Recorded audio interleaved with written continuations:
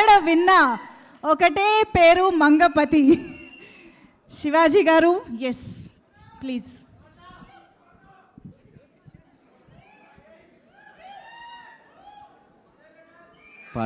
పాత్రికేయ సోదరులకు, విచ్చేసిన ప్రేక్షక దేవుళ్లకు అందరికీ స్వాగతం.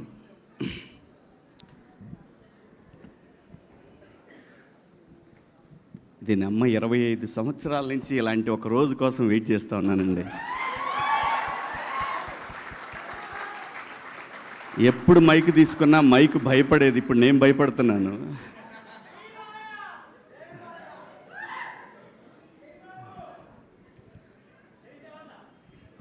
అంటే ప్రతి శుక్రవారం దీనమ్మ ఈ శుక్రవారం కొడతాను, ఈ శుక్రవారం కొడతానని సంవత్సరానికి 52 వారాలు ఉంటే ఒక 7 సినిమాలు చేస్తే 7 వారాల్లో 7 శుక్రవారాల్లో దీనమ్మ కొడతాను కొడతాను కొడతాను కొడతాను కొడతానని 25 ఏళ్ళు అయిపోయింది.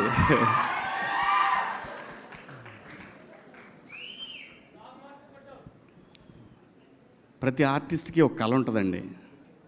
వాడి గురించి ఆ రోజంతా మాట్లాడుకోవాలా. నాకు వణుకు వస్తుంది ఫస్ట్ టైం నాకు దీనమ్మ.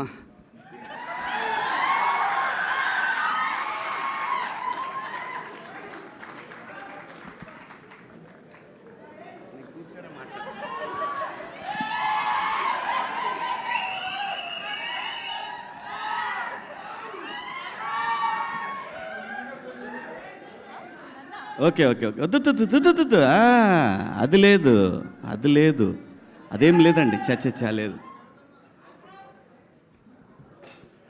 ఇలా ఇండస్ట్రీలో తెస్టేసుకొని కూర్చోవాలని చాలా కలగన్నది నా అమ్మ.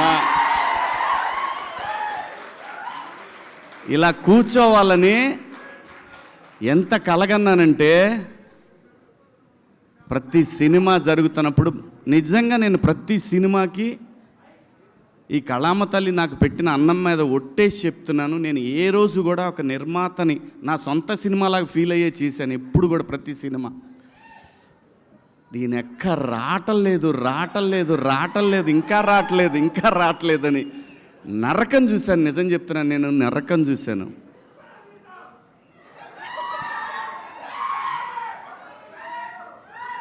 నాకు ఈ సినిమా వచ్చినప్పుడు, ఈ సినిమా కాదు, బిగ్ బాస్ హౌస్ నుంచి వచ్చిన తర్వాత చాలా స్క్రిప్ట్లు విన్నాను.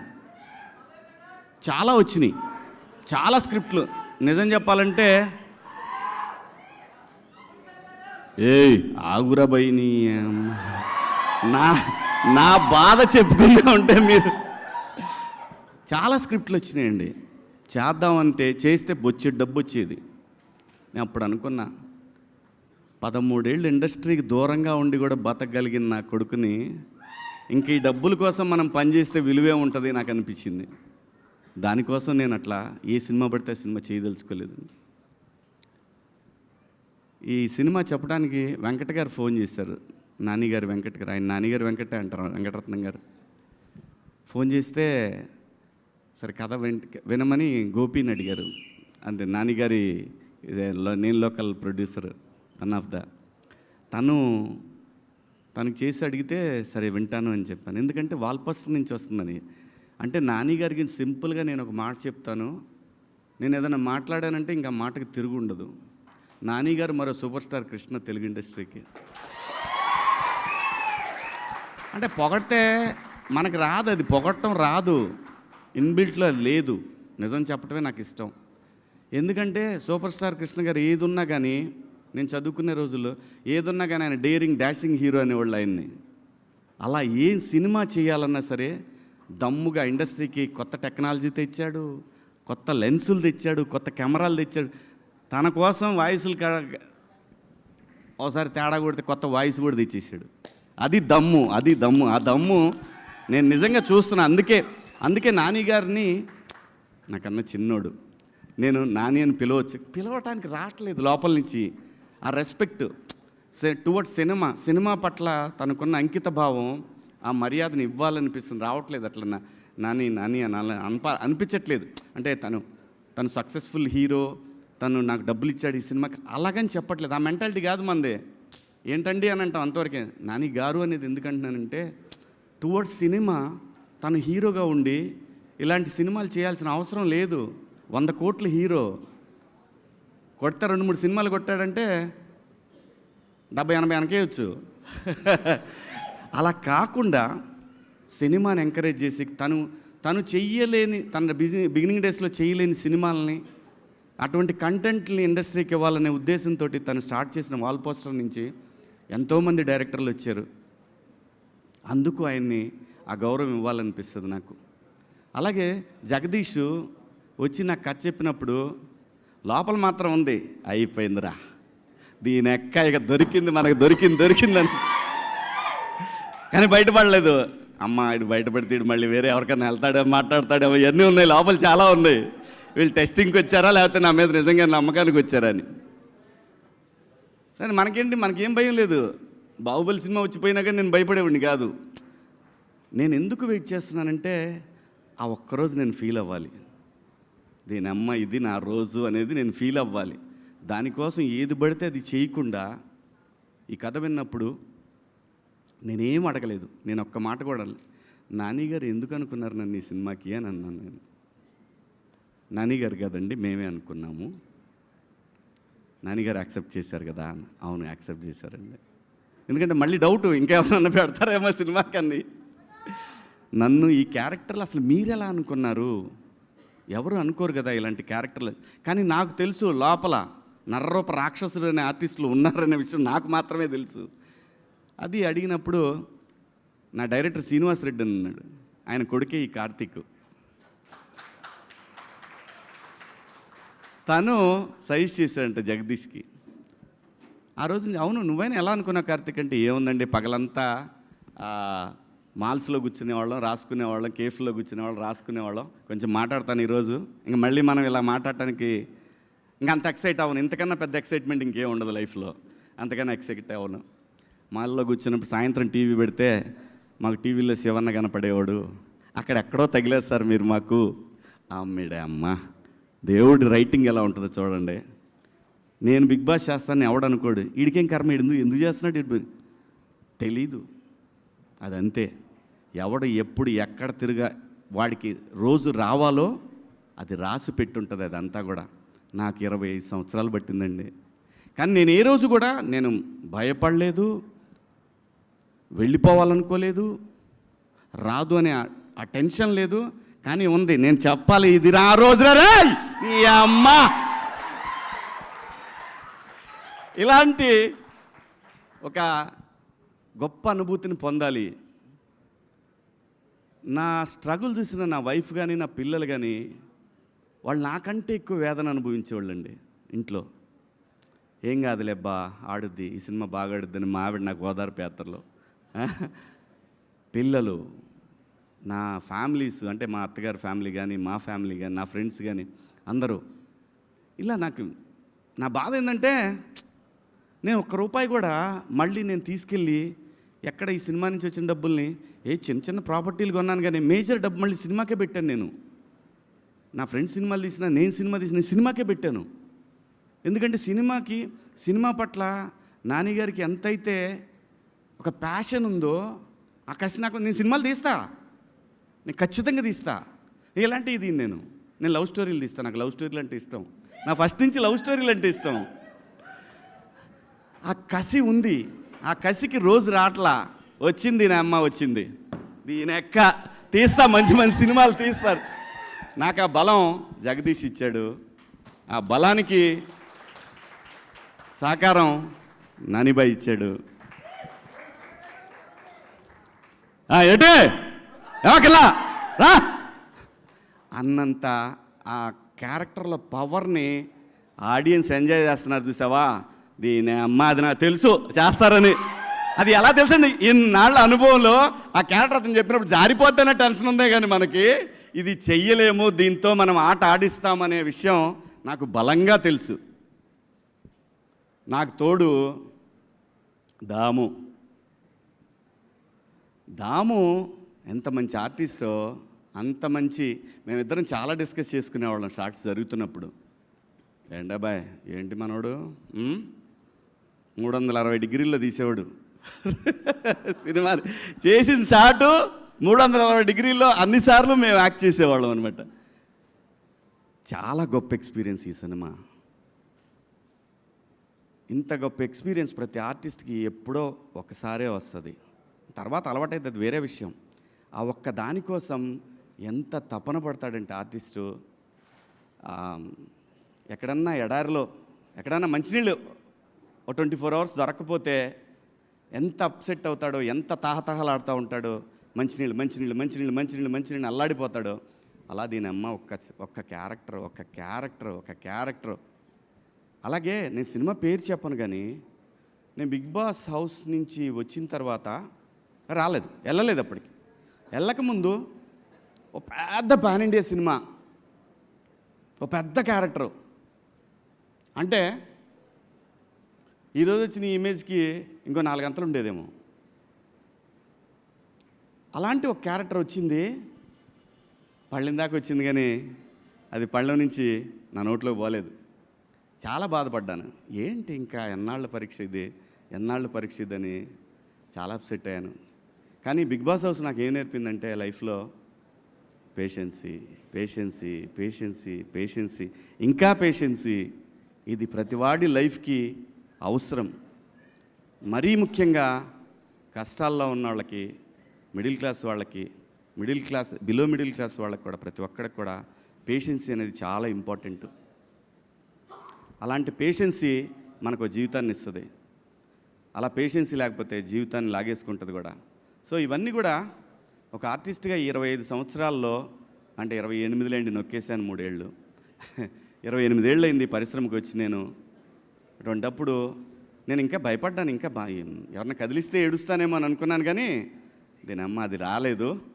ఎందుకంటే తెలుగు సినిమా ఇండస్ట్రీలో ఒక ఆర్టిస్ట్గా ఒక అవకాశం దొరకటం అనేది, అది ఎన్నో జన్మల్లో పుణ్యం చేసుకుంటే ఈ పరిశ్రమలో మనకు అవకాశాలు దొరుకుతాయండి. చాలా కోట్ల మంది, లక్షల మంది కృష్ణానగర్లో చాలామంది వెయిట్ చేస్తూ ఉంటారు. వేల మంది పిల్లలు షార్ట్ ఫిల్మ్స్ ప్రయత్నాలు చేస్తూ ఉంటారు. అలాంటి మనకు వచ్చిన ఈ అవకాశం, ఒక స్టార్డమ్ రావాలి, దీని అమ్మ ఒక మాట్లాడుకోవాలి, పెద్ద సినిమాలు చేయాలంటే డబ్బుల కోసం అయితే ఈ పాటికి డబ్బులు చాలా సంపాదించవచ్చు.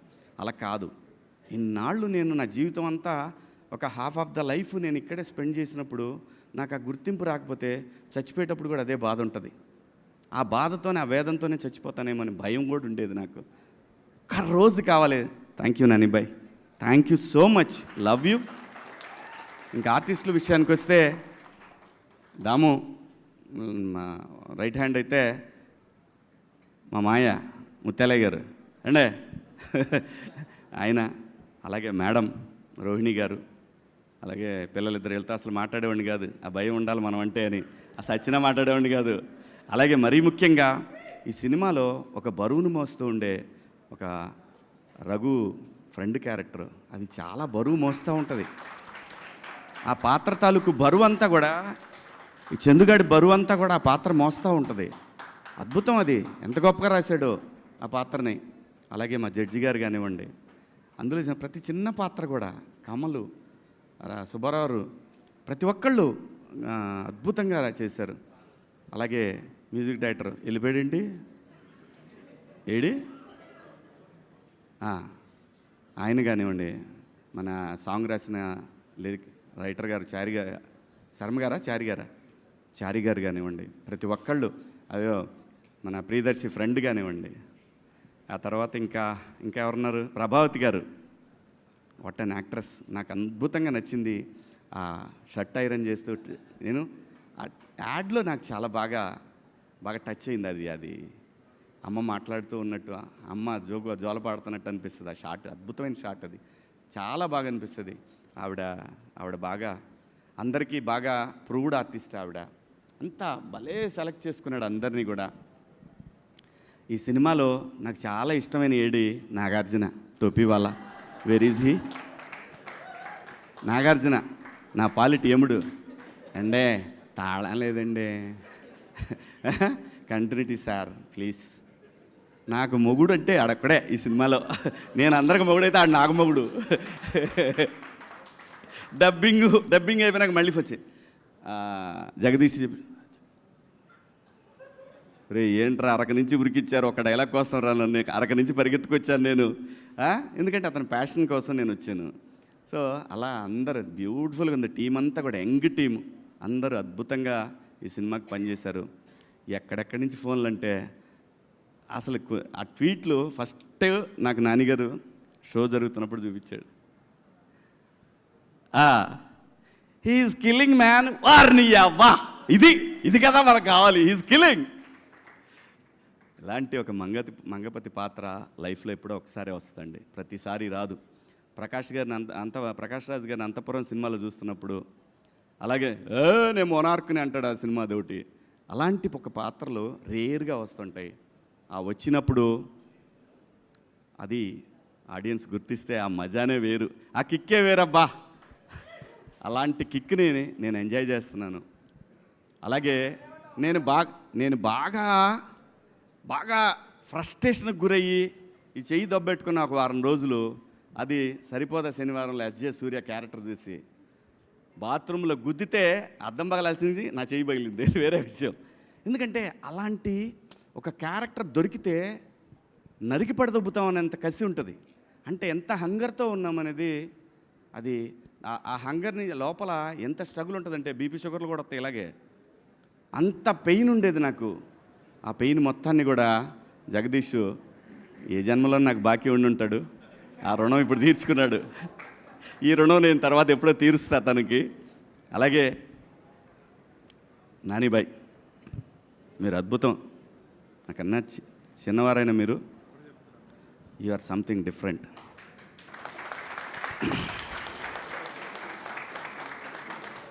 నాకు రియల్గా మీ బ్యానర్ సూపర్ గుడ్ లాగా అనిపిస్తుంది. మీ గురించి మాట్లాడుకుంటున్నప్పుడు అందరు కూడా కృష్ణ గారి లాగానే, సూపర్ స్టార్ కృష్ణ గారి లాగానే మాట్లాడుకునేవాళ్ళు. అంటే నేను కాలేజీకి వెళ్ళేటప్పుడు కృష్ణ గారి గురించి ఇలాగే మాట్లాడేవాళ్ళు. సో తనకి సినిమాని కొత్తగా చూపించాలనే తపన, ఎన్ని రకాలుగా ఇండస్ట్రీని మార్చేశారు ఆయన. సో మీరు కథలతో సినిమాని ముందు అలా తీసుకెళ్తారనే బలమైన నమ్మకం ప్రతి ఒక్కళ్ళలో ఉంది. Long way to go.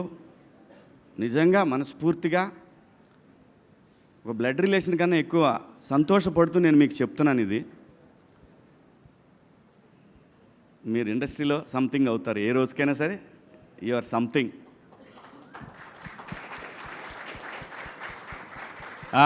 అబ్బాయ్ హీరో దర్శి అన్నవటే దర్శి అలా నవ్వుతూ చంపేస్తుంటాడు. నేను జెన్యూన్గా చూసినప్పుడు ఏంటి చిన్నగా కొడుతున్నాడు, ఇలా కొడితే సుత్తి తీసుకుని ఎంతసేపు కొట్టాలా అనే ఫీలింగ్ కలిగేది. బట్ డబ్బింగ్ చెప్పేటప్పుడు చూసినప్పుడు నాకు అనిపించింది, డైరెక్టర్ ఎంత దొబ్బి ఉంటే ఇంత అండర్ ప్లే చేస్తూ ఉన్నాడు. డైరెక్టరు అంత అండర్ ప్లే కావాలని కోరుకుని ఉంటే మనోడు అందుకే అంత స్లోగా అనిపించింది. స్క్రీన్ మీద చూస్తున్నప్పుడు పర్ఫెక్ట్. ఆ క్యారెక్టర్కి ఓన్లీ దర్శియే బాగుంటాడు.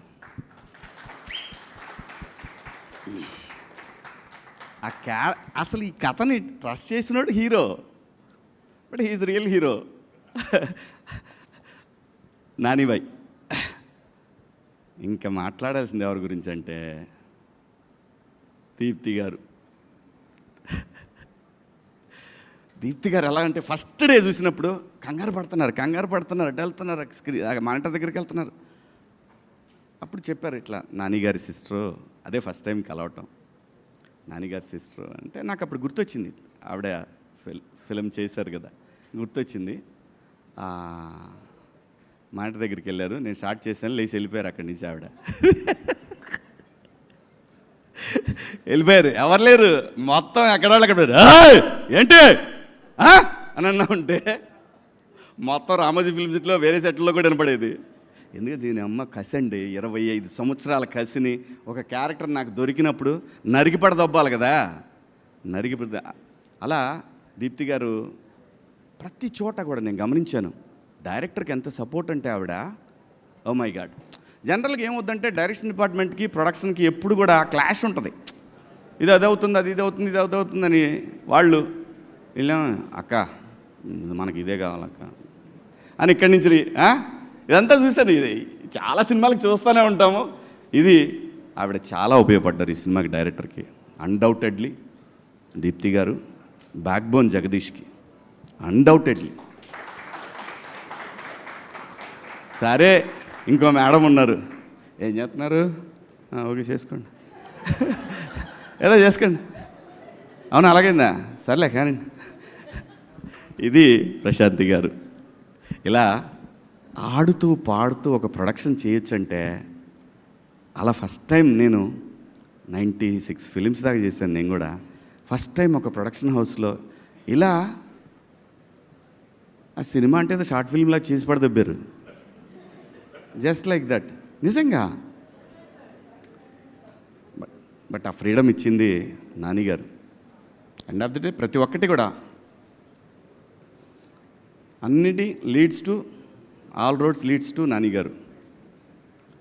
So thank you so much.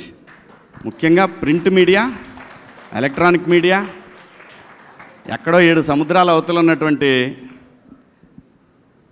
అమెరికాలో, ఆస్ట్రేలియాలో ఉన్న ప్రేక్షక దేవుళ్ళు ఒక్కొక్కళ్ళు ఫోన్లు చేసి చూపిస్తుంటే, నీ దెబ్బకి మేము కింద రోల్లో కూడా చూడాల్సి వస్తుందా చెప్తుంటే అని ఇలా వాళ్ళు వీడియో కాల్స్ చేసి, అలాగే ఇక్కడ నాకు తెలుసు ఇంకొక విషయం చెప్పాలి మీ అందరికీ. మంగపతి విలన్ అని మీరందరూ మనకు ఆ సిచ్యువేషన్ బట్టి అనిపిస్తుంది, కానీ ప్రతి మనిషిలో, even Mahatma Gandhi, even Gautama Buddha, even anybody name it, ప్రతి వాళ్ళు కూడా ఏదో సందర్భంలో మంగపతి రావాలని ట్రై చేస్తాడు. ఖచ్చితంగా మంగపతి రావాలని ట్రై చేస్తాడు. అదేంటంటే అది అంతే, మనిషి మైండ్ డిజైన్ అలా జరిగిపోయింది. ఏదైనా సరే ఎవరినైనా టచ్ చేయండి, ఎక్కడో సందర్భంలో వాడికి నచ్చని విషయంలో ఒక చిన్న ఆ మంగపతి ఖచ్చితంగా వస్తాడు. ఖచ్చితంగా మహానుభావుల్లో కూడా వస్తాడు. అది నిజం. అందుకే ఈ మంగపతి క్యారెక్టర్ కనెక్ట్ అయింది. ప్రతి వాళ్ళు కూడా ఎందుకు ఈ క్యారెక్టర్ని హేట్ లవ్ చేస్తున్నారంటే కారణం, that is the beauty of mind. ఆ మైండ్ని క్యాప్చర్ చేసి దానికి ఒక మంగపతి అనే పేరు పెట్టేసి సావదొప్పాడు మా director. Thank you so much. చాలాసేపు మాట్లాడి, మీరు ఆగండి, ఇంకా ఉంది.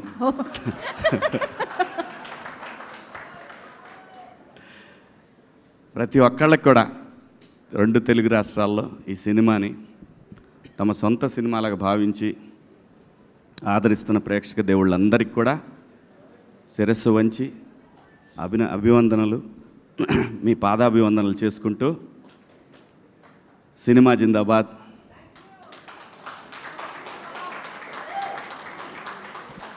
ప్రొడ్యూసర్ జిందాబాద్. నిజంగా ప్రొడ్యూసరే దేవుడు, ప్రొడ్యూసర్ మాత్రమే దేవుడు సినిమాకి. ఇంతమందిని కోడేసి ఒక ఊహని జనానికి చూపించి మెప్పించడం అంటే, దాని తాలూకా పెయిన్ని భరించే ఒక తల్లి లాంటి క్యారెక్టరు ప్రొడ్యూసర్ లేకపోతే సినిమా లేదు. అమ్మ లేకపోతే సృష్టి లేనట్టు, ప్రొడ్యూసర్ లేకపోతే సినిమా లేదు. ప్రొడ్యూసర్ని గౌరవిద్దాం, ప్రొడ్యూసర్ని మన సొంత మనిషిలా చూసుకుందాం. ఇంకా ఇలాంటి సినిమాలు కొన్ని 100,000 రాబోయే తరాలు చూడాలని కోరుకుంటూ, జై మంగపతి. కాదు, యాక్చువల్లీ మీ ఎక్సైట్మెంట్ని ఇంకొంచెం పెంచే ఒక వీడియో మీకోసం